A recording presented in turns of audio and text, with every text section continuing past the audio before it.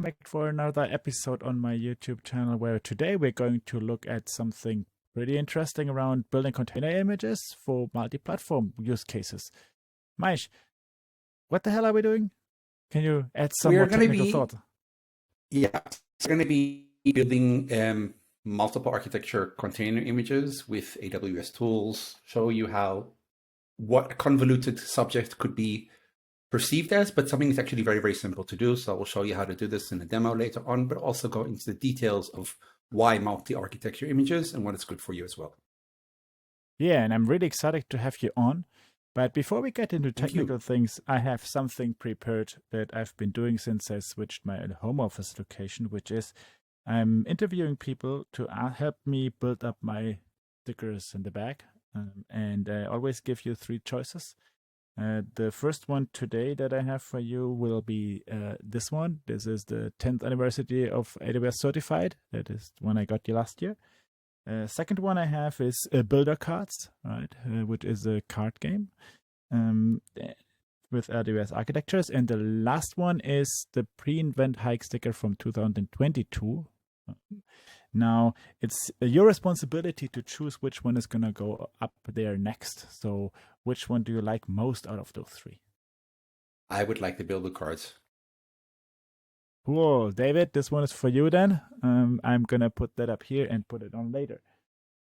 Perfect. Thank you so much for that help. And now that we sorted out that topic, Maish, you have been doing some amazing stuff at AWS before, but not everyone might know you yet. Can you tell us a little bit about yourself and what you have been doing, and also maybe what you're up next for? Perfect. So thank you very much, Johannes. My name is Maish Saidel-Keesing. I am a developer advocate for AWS. Today is actually my 5th year anniversary in AWS. My badge turned yellow. Ooh, congrats. That's what we have. Every 5 years, the color of the badge changes. So it went from blue to yellow. And for the past 2.5 years, I've been a developer advocate working with the service team ECS and ECR and Fargate, which means that we were actually embedded within the software engineering team to help them listen better to our customers and build products which were more focused on the customer feedback. It meant we were participating in document reviews, providing feature feedback, providing insight from issues that the community and our customers were experiencing from many, many resources, if it be on Slack channels or forums or Twitter or social media, wherever else it was, and feeding that feedback back into our service team. Approximately a month ago, I changed over to a developer advocate role for the local region here in Israel. I live here in Israel, slightly south of Jerusalem, small little town. And I am, because I'm a Hebrew speaker, so it's makes it a lot easier, so it's perfectly easy. And now I'm focusing on the Israeli market as a developer advocate. Cool. And does that mean that you gave away containers from the couch as well, or are you just keeping doing that? So containers from the couch has moved for I've not removed. I've passed that focus over to somebody else, where we had a split ownership between the Kubernetes developer advocacy and the EKS team, and the ECS team is now solely sitting with, for the moment, with the person who is Cy Venom, who is responsible for the EKS side of things. And I assume somebody else will be taking that over, that responsibility soon in the future. Cool. Yeah, let's hope that keeps moving, because there were really interesting shows over there as well. So now let's move into technical and things, and let's start with the pretty basics. And if you are bored listening to this, right, then just wait for another few minutes. We'll get down into the weeds. But what are multi-container images, and why are they important in general? So let's start from the basic, the really, really basic. So when you build a Docker image, you have your Docker file, which has the source image and the commands that you run with inside that image to create your specific customized image in order for whatever you would like to do. By default, when you build a Docker image, it is built for the architecture where you are running the actual Docker command. For example, if you're using a Windows laptop, most probably will be an x86 or x6 or AMD 64 architecture. If you're using a Mac, one of the modern Macs, not like the one which I have, unfortunately, it's an M1, M2, or M3, but those are all ARM architectures, which is a different kind of image. And unfortunately, when you try to run an image which is built for x86 on ARM architecture or vice versa, it won't work. It's like running pretty much let me give you a good example, trying to use a plane ticket on a bus. It doesn't really work. So you have to have the right instructions underneath in order for these to work. And essentially, it's the same way you build the same image. It's just where the actual image is built on which architecture, it will be able to run further down the road. Now, the question is, why is it actually important? Well, people say, okay, so I'll run all my images on EC2 instances, which are x86 images. And you could easily, without a problem.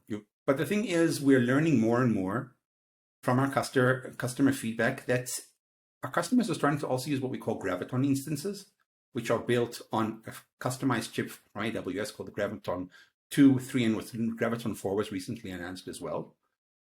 And they're starting to also move to those images, and it's a different architecture. It uses ARM architecture, not x86. So in order for them to start making use of these images and these instances on EC2, they have to also build and change the architecture for the Docker images.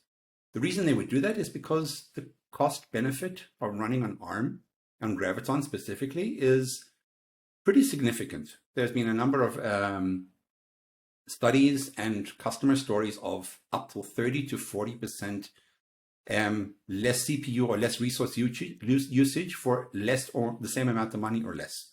So it makes a significant difference. One of the last ones which I actually read was from Liz Fong-Jones from Honeycomb. She gave a good very analysis where they moved everything to Graviton 4 and showed the improvement that they got from Graviton 3 and Graviton 2 over the years, which keeps on getting better for them for running their workloads in the cloud on AWS. That's why you actually should start thinking about building a Docker image with multiple architectures, because you can allow yourself to be more flexible. You can use also x86 or Graviton as well, so it makes your life easier.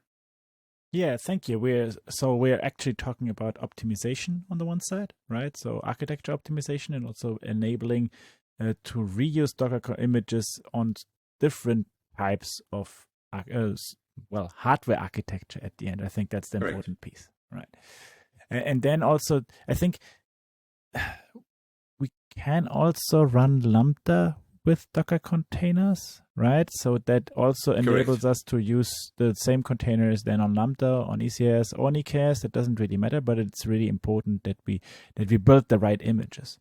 So correct. But you just said that on my Mac, which fortunately has those ARM64 architectures, I could only build those images, right? Or how would I now do that on my local if I want to build different images, different types of images? Is that something that you could do? So yes, Docker at the time created a command in order for you to do this. It's called Docker build X. When you do a Docker build to create your image, it creates it basically on the underlying architecture. Mm-hmm. By using a second kind of build command, it allowed you to build multi-architectural images by essentially starting up a virtual machine of the other architecture on your current hardware, or emulating that hardware, which allowed you to build that actual Docker image. So there is a way to do this through the command line with a command called Docker build X. It's very well documented, works perfectly, and that's awesome. But today we're talking about not only on your own Mac, we're talking about more of how to do this in more automated enterprise kind of way, in order for this to be able to be used not only by you on your laptop, but everybody else. Yeah, exactly. Because essentially, I think a lot of developers still start their journey with local builds, but I personally am always advocating for anything that happens local doesn't exist, right? So the more important thing really is to get this into a CI/CD pipeline and into a deployment pipeline. Now, Maish, I'm very focused on have been very focused on CodeCatalyst in the past few months, because that's one of the cool tools that AWS has brought to the market. But I haven't seen any best practice implementations or blueprints on how to do multi-platform images with CodeCatalyst. And so when we prepared for this, I asked you, can we build something? And I hope that you had some time to help us understand how we would be building multi-platform images with CodeCatalyst as well. What do you think? We want to get started and look a little bit at code as well. Share my screen and show you how to get this done. Hold on 1 second. And okay, so you got the screen sharing? I can see the screen. Yes, amazing. Perfect. Okay, so this is CodeCatalyst, and I assume that if you're watching this channel, it's not the first time you've seen this interface and you see how CodeCatalyst works, but we'll give you a small overview again of what the tool is. So CodeCatalyst is a tool which allows you to collaborate through a full CI/CD workflow, including storing the code, CI/CD pipelines, tests, reporting, packages, and many other things with pull requests and approvals. So it allows you to give your full, your whole life cycle of your development. So it allows you to develop in an, I would say, an enterprisey kind of way. Mm-hmm. So I have, it's divided in spaces and projects. I have a project here called Hello World because we're doing some demo, but in any event, but actually a very simple code repository. So my source repository has a number of things. The first thing that I have is in the code itself, of course, a README, whatever it may be. And I also have a Docker file and an index.html. So my Docker file is actually very, very simple. The Docker file says, it has the information of how I build my Docker image. In this case, it's coming from the open source HTTP image, which is located on Docker Hub. And the second command is I copy an index.html file into the local path. So when it starts and runs, it will load that index.html file. Very, very simple. The index.html file is very, very simple. Just has a hello world from multi-architecture container created in CodeCatalyst. Very, very basic and very, very simple. That's all we need for the use case that we wanted to present today. Exactly. It's just a web server showing one HTML page, and that's about it with a bit of text. In order to create that workflow we have in my CI/CD, I have a workflow of my and how I would like to build this. So if we just look at this at a high level, whenever I make a change in my actual source code, I'm going to kick off a workflow, which will do, in this case, parallel steps, and then a third step to push the image up into ECR. So we are using the Amazon Elastic Container Registry in order to store our images. And I will be demoing just to show how this works, running in ECS Fargate to see how using the same actual, with a slight change in the task definition in order to run both the multi-architectural images. But before we do that, let's actually look at the workflow itself. So the first part, of course, is based on a commit to my source code. The workflow will trigger. And then it splits into two different stages, which run in parallel. The first one is to build a ARM64 image, and the second one is to build an AMD64 image. Once those are done, it pushes that multi-architecture image into ECR, so it will be available for anybody who wants to use it. So let's have a look at what the details are in each of these and what the difference between them are. So essentially, this is now at the moment only a workflow that does the continuous integration process for the image at the end. And correct. If I wanted to, I could do the testing afterwards to see that the image was deployed correctly, that everything. But I did a relatively simple, low tech kind of demo just for the purposes of this show. Okay, good. So let's have a look at the x86 or the AMD64. So we have a couple of variables which I have defined, in this case, my region, the repository name, which I'm going to be pushing to in my ECR, and a specific tag, which I'm attaching to this image.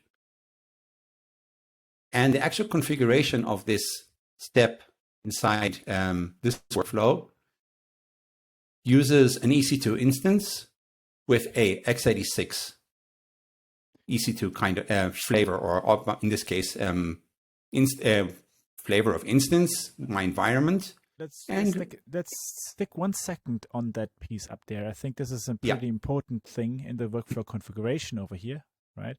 Especially because there's a different compute type here, which is Lambda. Now there's also a Lambda compute type, correct? I usually advocate for using Lambda because Lambda is way faster in the provisioning and you don't need to wait that much. Now, there's a reason why this will not work here. The reason is that if you use Lambda for executing the compute fleet, you will not be able to use Docker commands in there, right? Because it is limited to that. Correct.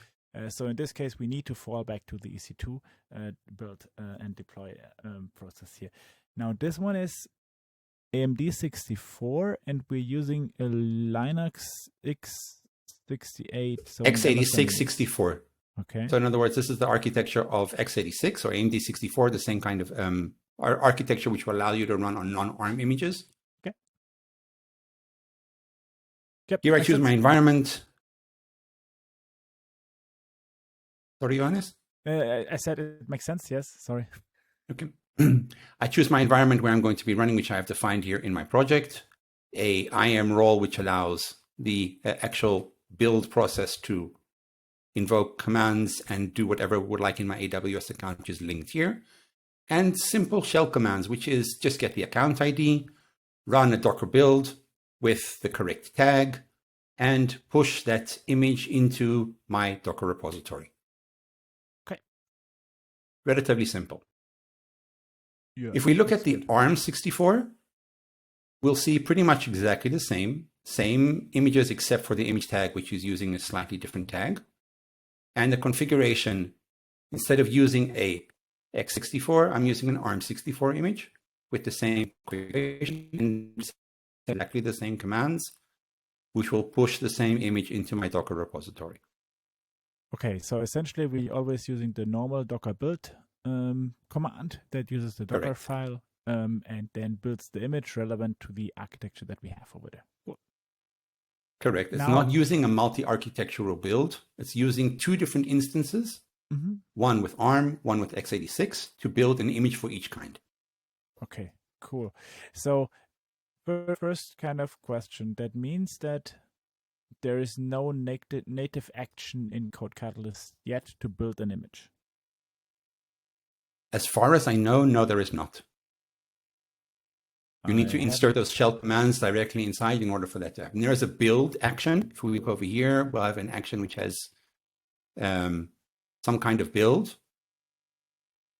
But this is the native action which I used for building your artifact to run your test in a Docker container. So this is the actual step or the action which I used, but you still have to have those specific commands in order to get the results that you want. Okay, good. And so, yeah. Now you showed that these two steps already push to ECR. What is the next step then at the end? So the next step is what we have the push to ECR, and this is where we combine this into a multiple or multi-architectural image with a few commands which we use in the actual workflow. So again, we have a couple of tags and environment variables where we use in order for running the command. And on the configuration, here actually it doesn't really make a difference which compute fleet I choose. It can be either one or I just leave it as an optional. So I don't have to worry. Let CodeCatalyst choose whatever it wants because it's not specific. Same roles. And here we have, let me just make this slightly bigger. The number of commands which we do in order to make the multi-architectural manifest and image which we're doing. So the first is getting the account, logging into ECR. The first command is create a manifest for my specific image, where I create my account ID, the name of this is the image tag which I'm going to be using. To that manifest, I annotate the specific image for AMD and second annotation to the ARM64. So I created a manifest and added in the two images into that manifest. Okay. And the last command is the manifest push, which pushes this into ECR as a full multi-architectural image. Cool. Got it. Let's have a look what it looks like in the ECR side. So as we said, we have multiple images. I'm just going to refresh here for a second. It probably should have more because I built later. But this is the index which we created, and the two different images which were pushed separately directly to, with each of my actions, those build actions which I did on each separate step, or also pushed directly to my repository itself. Okay, so the latest, the image index is the one that is created by the last step, right? Correct. Okay, got it. Cool. Okay, that's how you good. build your image. Now let's see if it actually works with the perspective of deploying this kind of an image. So Amazon ECS. Before we go into that, Maish, I'm sorry. I'm no worries. I'm always difficult. You showed ARM and AMD 64, but there's X64, AMD 64, something. Yeah, but I want to build macOS images. I want to build a Docker execution that I can run somewhere else as well. Is there? Well, that's ARM, right? That's ARM essentially. In other words, you only have. We don't really use like Sun OS anymore. Not many, at least not in the cloud. So today, mostly the two different platforms or architectures which we use are usually either x86 or AMD 64. Okay, got it. Okay, and then I have one more thing. If you could go back to CodeCatalyst and go to the edit workflow. And now on the left-hand side, actions, there's, if you click up there, I think there is an action that allows you to publish to ECR. Search in the search on the very top. If you search for push to ECR, that one. Can you click on the action itself? So just click on the push to ECR on the left hand side. No, don't add it to the workflow. Just click on the link of the title of that page. This one essentially gives you, if you scroll to the very bottom of that is a lot of bloatware, right? But if you go very down, there is an example what this will do. This kind of would do the thing that you do in the second part of it, right? It takes a Docker file and it pushes it to ECR as well. Correct, but the question is, I'm not sure if it actually creates a manifest. It does not. That's what I'm saying. It would only cover for the two boxes that you have, and it does not do the manifest thing itself, right? So this action today does. I could have actually done, for example, only the build, and without the commands inside here of the Docker push, I could have created another push to ECR action to do it for me. Correct. And we could have done that, but that doesn't give any other benefits. That's what I was trying to say, right? So now maybe it might be cool to have a possibility to have an CodeCatalyst action going forward that builds multi-platform images. So we don't need to do all of that anymore, right? So maybe that's something. I'll take back to the service team to see how we can see if we can make it happen as well. Yeah, we can modify the existing action maybe to make that things even easier. Okay. So now, this is a very simple CI pipeline so far, right? And I think we would now possibly need to amend that by running unit tests or running image tests or something like that. Correct. What would be your best practice from when an image is published or released? Would this workflow look like this, or would you consider adding additional steps from a production perspective that would make the image more viable? From a production perspective, I would definitely add in the tests that I need in order to make sure that the actual image validates. So, for example, I would put in a test to start and run to see that actually the HTML is being served, and if so, then it will only pass and then push afterwards. But there's a number of ways, depending on the actual application. If it's only a basic ping to a port on port 80, or getting an index HTML, or actually testing the actual code and the functionality of the application, but build those unit tests inside the actual process so that you limit the amount of, in other words, you move as much as possible of the testing part directly toward before the actual image actually gets into the repository for production use. Now, my next question would be, would you then also run security scanning and vulnerability scanning? You would run that in the CI/CD pipeline rather than relying on the ECR part of it, right?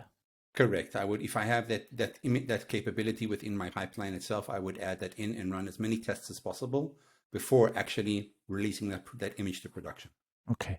Now, what I would wish for is also that the results of the image scanning from ECR would now be accessible directly in CodeCatalyst, right? Because even if my local test didn't find something, there is still a possibility on the ECR side to scan images, I think. Correct. Now, reacting on that in a workflow would be amazing, right? So based on, and that's where I've been always complaining about CodeCatalyst, where there's not enough integration with other services, right? So this action that we just looked at, push TCR, it's boring, right? It just uses the same stuff that kind of you did, but it doesn't offer additional enrichment of the workflow capabilities. And this is what I think would help the tool very much here as well.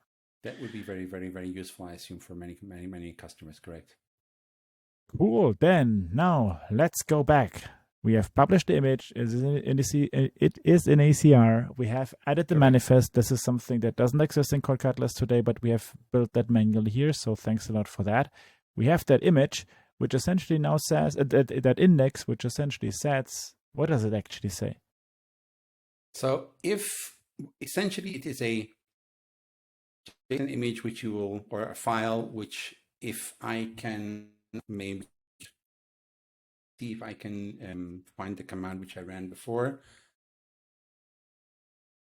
Describe, not my task definition. I can only see your ECR right now. I know. I first, here we go. Correct. So let me just bring this over here. So perfect. Sorry. If there's a command called docker manifest inspect, which essentially what it will do, probably have to log in first. We'll see. Hold on a second.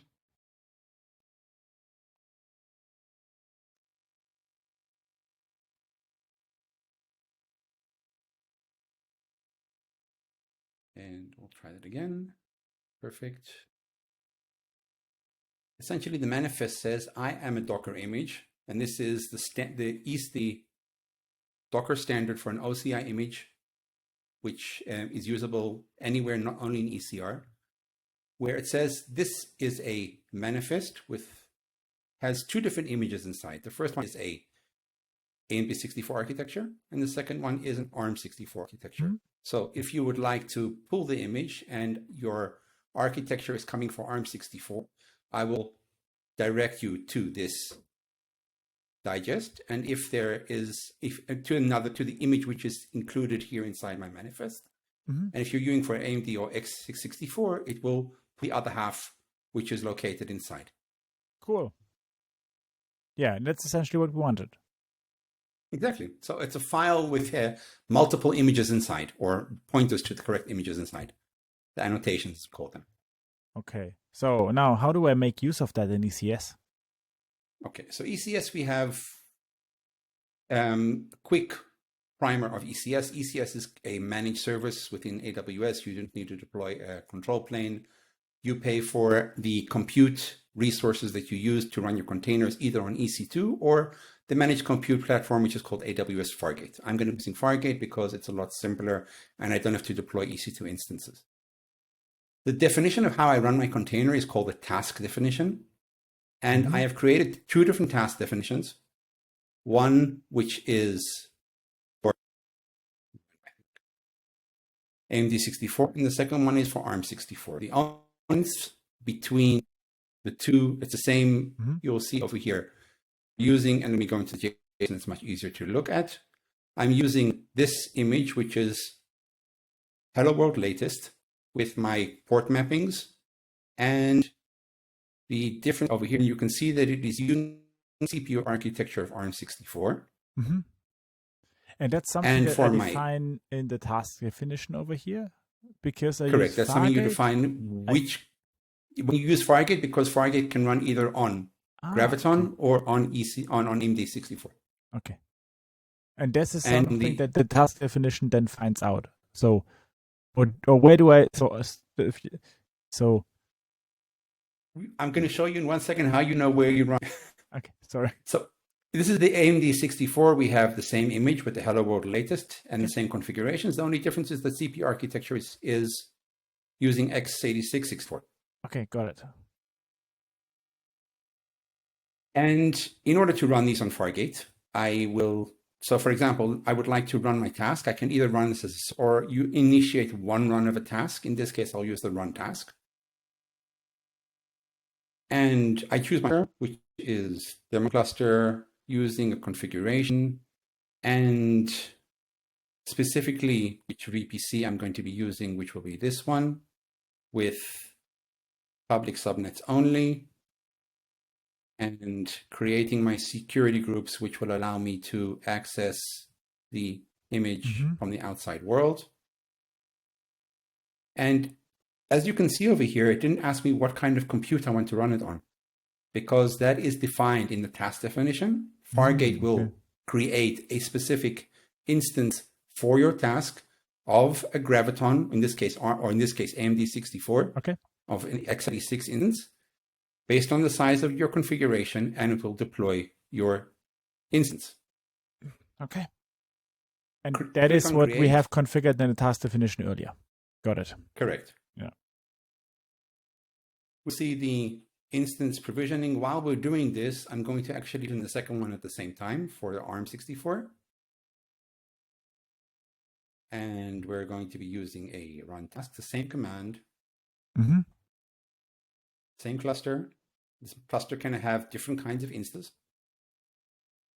Because the task definition was defined with ARM64, the capacity provider will automatically be changed to Fargate. In other words, in this case, Fargate, sorry, that's not correct. Fargate is the capacity provider which we're using because we're using capacity provider of Fargate in this case for my class, my task definition. And the only other difference, only thing which I'm doing over here as well, same, is networking, configuring my subnets. Removing the private ones. Correct. Using my security group of web 80 with my public IP and create. Okay. And now we should be having two. Correct. So if we go into my cluster, I should be seeing instance, which is one task which is already running, and the second one which is provisioning. Cool. And just to see, of course, that I'm not cheating too much, we'll have a public IP address of multi-architecture container in CodeCatalyst, and go back to the second one. And now it should also have been provisioning. Yay.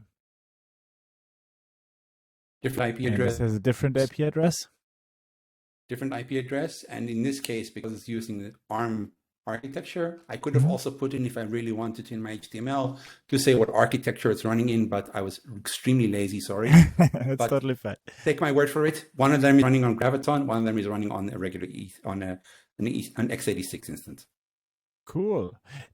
Would I now also be able to have a task definition that automates that decisioning somehow? Or so what I'm thinking of is like, I might have workflows that I want to have the same image, and some of it needs to run on ARM and some of them needs to run on AMD. Can I kind of combine that somehow and then let Fargate choose? Or how would you do that?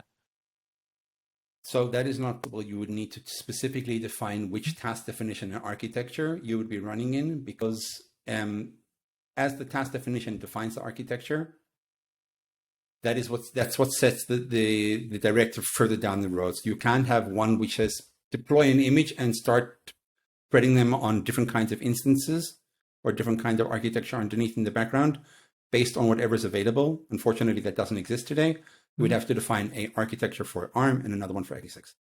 Okay, so that means if I would now want to run an, let's call it a cost test on these two images and find out what costs more and what is cheaper at the end, I could do that, but I would need to use some tweaks in order to analyze that later, right? So I could do something like run this task for 2 days, both on ARM and both on AMD 64, make sure that the resources are tagged appropriately, and then look at the relevant cost analysis on that. Or can I do a cost analysis? Go ahead. Or you could do it in a different way. Instead of letting one task run for 2 days, you could run 100 tasks for 1 hour, which would also give you that kind of cost comparison. You would be able to understand the difference between running on Graviton or running on x86. Okay, and then but do I have a possibility to see costs by task definition? by default? Sorry, we didn't plan for this question, Maish, but No worries. I was just thinking of like this could be a great idea to kind of prove how much cheaper it is to run on ARM, right? So if we could now look at the costs of this and identify what is the different task definitions, then we could directly prove that ideally. Essentially, you probably could. I think I do not remember off the top of my head because I didn't prepare for this, as you said, how that's actually done. But there is a way to view the cost metrics specifically for Fargate in the cost usage analyzer or your billing console. I'm almost 100% sure we did a specific episode on some containers on the couch. So okay. After the show, I will give you the link, and you can we can provide the viewers with more information if they want to watch that one. And I can watch that one as well because it would now interest me as well. So cool. Yeah, that means we now have 2 containers up and running, 2 different architectures, both on ECS. Fargate makes the choice for us based on the task definition, which is what we set up earlier. And correct. That provisions the required compute to, as we said, Linux ARM64, or whatever else we provision specifically based on the task itself. Okay, and essentially you said earlier that these are the 2 only container, the 2 only hardware platforms that we need in the cloud, right? So there's correct. Only at least in AWS. I can't say about other clouds, but I think pretty much it's the same everywhere for x86 or ARM64. What about GPU-based workloads? They are also ARM, or doesn't that require a different image? It depends on the underlying instance. If I remember correctly, and I'm not 100% sure, so I can't commit to this one, most of them are x86. There are certain ARM instances as well, which provide GPUs as well. But if that is the case, you just have to define your correct image if you want to use afterwards your GPU resources. The one caveat, of course, is that Fargate does not support GPU resources at the current time.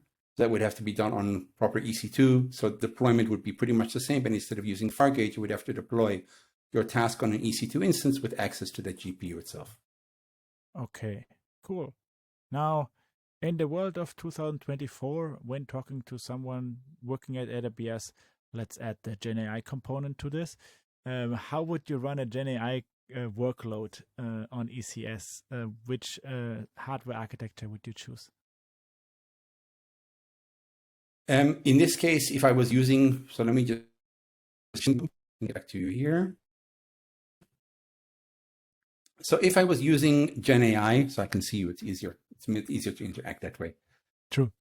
If I was using a GenAI workload, of course, I would use hopefully for some kind of GPU architecture for either running some kind of machine learning model or running inference or on the data, whatever else it may be, to do that actual heavy lifting in the background. So that would probably have to be done on ECS, on EC2, because as we said, Fargate does not currently support GPUs. Mm-hmm. We have a number of customers doing these kind of workloads. You can find a number of those use cases and custom use cases on the AWS site. It works very well. We do see, of course, other customers running these kind of workloads and machine learning workloads also on Kubernetes, which does the same kind of work. To me, whatever the customer feels comfortable with, that's what they should do. If it's EKS or ECS, as long as they're using the cloud in the way for which suits them and makes sense for them. Yeah, cool. And then if we would not use CodeCatalyst but would want to stick on the existing AWS tools, I think we would be using CodePipeline and CodeBuild. Would it work the same way? Welcome back. I'm not sure it will be uploading things correctly, but let's see. Otherwise, I will find a different way. There is always a fallback, you know. So my last question that I had was like, now we did this all on CodeCatalyst. Now, if I would not be using CodeCatalyst but other AWS tools, I assume that would be CodePipeline and CodeBuild. Would this work the same way? It would essentially be the same kind of methodology. In other words, I would build a pipeline which would have different steps. One of those steps would be a code build step for creating the container, pushing it to ECR, creating a another code build step for my ARM64 and pushing that to ECR, and a third code build step in the end to merge them together in one manifest and push that also to ECR. So essentially, it's the same kind of thing. CodeCatalyst makes it a lot easier, at least for me, because I don't have to worry about stitching all. It's an easier UI for me. It's more workflow and user-friendly in this case. And the capabilities of both of them are there also in CodePipeline and CodeCatalyst and in CodeBuild. It's just two kind of separate products. In other words, there's a pipeline which I run multiple steps, which is one of the services, and the CodeBuild is just what we would call an parallel to actions in CodeCatalyst. So they're two separate services. You can stitch them together without any problem, and you would be able to accomplish the same thing as well. Both cool. Yeah, thanks. That's what I expected as well. So I would need to try that out as well if we want to offer that option. And I assume that there's going to be an example repository somewhere. Maybe if we have one, right, we could just share that in the show notes. I'll try and look for one for how to use it also in CodePipeline and CodeBuild as well. Maish, anything else that we would need to share with the audience around multi-container images? The one last caveat that I have to say is when you're building a multi-container image, as you saw, my Docker image, my Docker file was the same one for both images. I was saying using a Docker build in a different architecture, both on ARM64 and x86 or AMD64. The reason that actually works is because the actual source image itself is a multi-build or supports multi-architecture as well. That is not the case for every single image you would like to build. So if that is the case, that you need to do this for an image which does not support, you would have to use multiple Docker files, and that you of course can stitch that together inside your in your actions which you're running. But in this case, I used one which was supported both. So that's why I had the same Docker file for both of the images, and that works perfectly. Just make one thing you need to take into account. And of course, the thing which also tripped me up as well is when you do the ARM64 build, make sure you choose the right kind of EC2 instances at the bottom and not use the same one for x86 or x86 images for both, because that was something which I tried to do. And specifically my Graviton images or my ARM64 images were not starting. I was getting an error because it was the wrong architecture, until I realized I chose the wrong EC2 instance, which something you should also, of course, take note of. Thank you so much. So I think we're done with what we planned. So where can people contact you and follow up if they have additional questions for you afterwards? The easiest place to find me is on Twitter or X. Twitter I prefer. That's the same thing, but anyway, I'm always going to call it Twitter. Maish SK, I'm sure you're going to have show notes at the end, so I'll provide my my details over there. You can reach out. My DMs are open. You can contact me on LinkedIn as well. I have a blog which I have kind of neglected lately, but hopefully to be reviving that slowly but surely as well when I have some more time. All those details and links will be probably in the show notes, so please feel free to reach out to me, ask any questions if you would like about containers, CI/CD, DevOps, architecture, whatever rocks your boat, go for it. I'll be happy to answer. And if I'm not the right person, and then once again, congratulations to your 5 years anniversary. Great to hear. Thank you very much. And I hope that your journey at AWS continues, even if you're now focused on an Israel kind of market, right? I think that you will be still contributing to the overall global community, regardless of that market shift or market focus, at least. Very much so. So thank you so much for spending the time to getting on. And sharing multi-container platform images builds with me, with us. If you have any questions, reach out to Maish. And with that, we're done for today. Thank you so much.